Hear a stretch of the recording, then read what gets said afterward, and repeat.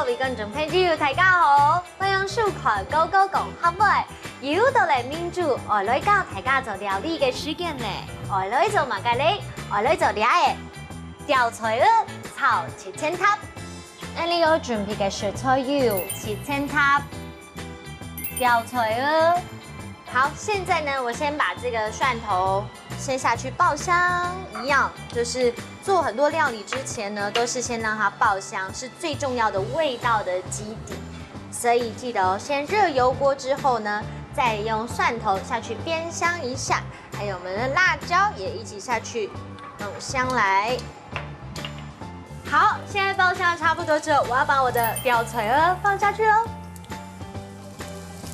這個茄子非常的吸油吸水，所以我建議大家在炒的時候盡量不要放那麼多油，因為以前吃太油了。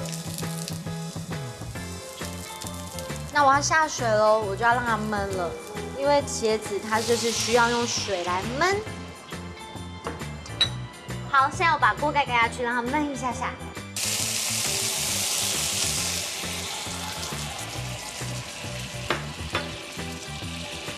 記得咯，炒吊菜蚵不用切青塔，張咁梅。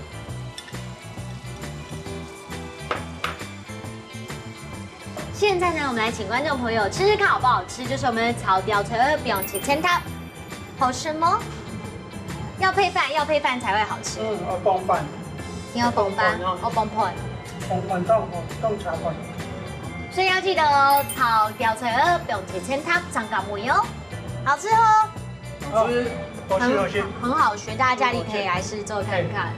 Hello， 各位朋友，你們跟我一樣也喜歡吃茄子嗎？在這邊，我們一起來複習一下今天認識的新單詞嘍。第一個看到就是茄子、吊菜蚵、吊菜蚵。第二個就是七層塔、七層塔、七層塔。第三個，我們一起來學一整句話哦。看到就是炒茄子放7層塔才對味，炒吊菜蚵用7層塔張咁梅，炒吊菜蚵用7層塔張咁梅。大家都有學會了嗎？我們下一次再一起來動手學料理，學客家話嘍，拜拜。